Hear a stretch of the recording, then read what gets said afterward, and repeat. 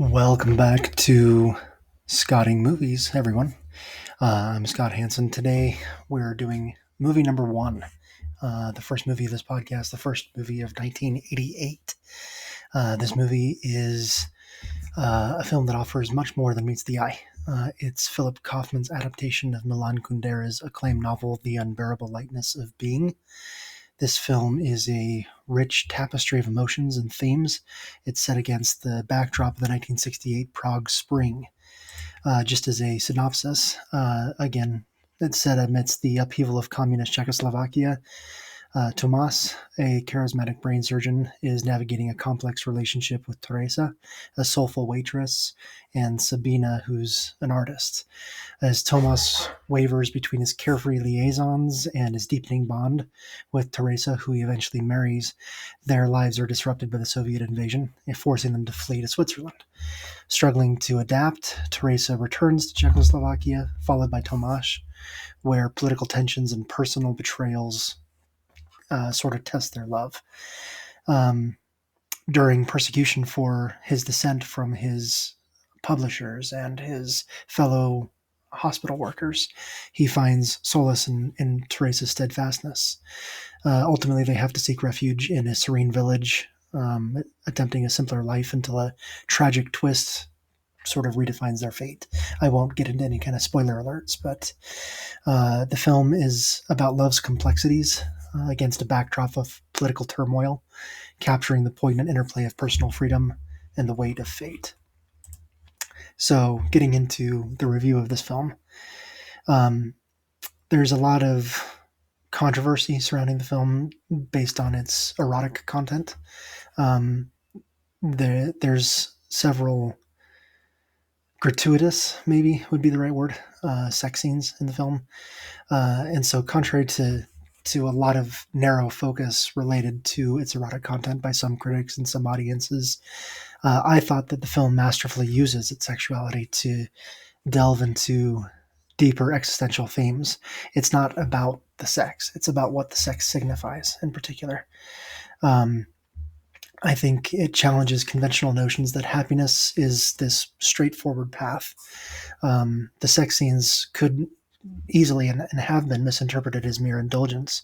They're instead pivotal to understanding the internal landscapes of each of the characters. They're not about eroticism or sexuality in their isolation. They're expressions of the characters' struggles and the quests for meaning in this repressive society that they're in.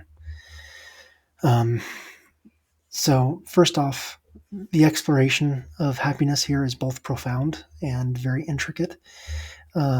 Again, as I talked about, the happiness, life's happiness is challenged as being anything other than a straightforward path.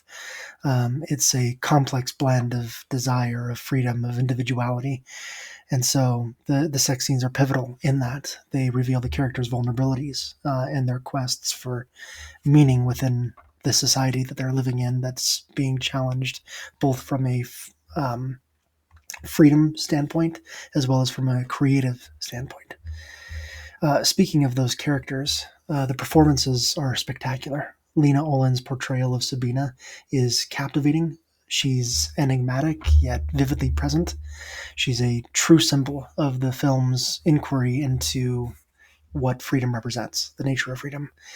Daniel Day-Lewis, obviously before he got super famous or super lauded by all of, he eventually won 3 Oscars. This was before any of those. He brings a very complex blend of detachment and passion. It's really crucial the way that he plays this part for understanding his philosophical and romantic wanderings. And Julia Binoche plays Tereza. She's the emotional anchor, portraying a journey from naivete to profound self-awareness with incredible nuance. The cinematography deserves a special mention as well. It's filmed on location in Prague. The use of real settings provides an authentic sense of place that's both beautiful and haunting. The transition between lush color sequences and stark, grainy black and white footage isn't just visually striking, it's symbolic, emphasizing the personal versus political turmoil of the era.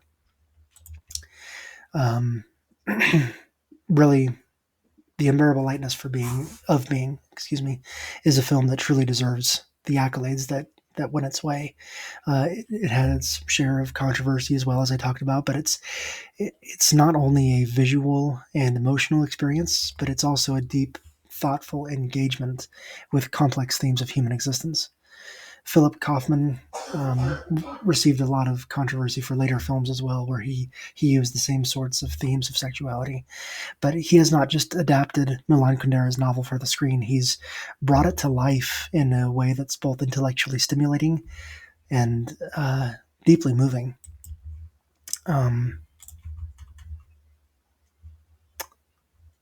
So, thanks for tuning in to Scotty Movies for this first one, which is The Unbearable Lightness of Being. If you enjoyed this review, if you thought it was insightful, don't forget to like, subscribe, click that notification bell for more content. I'll be trying to put out a different movie if not every day, then at least several per week.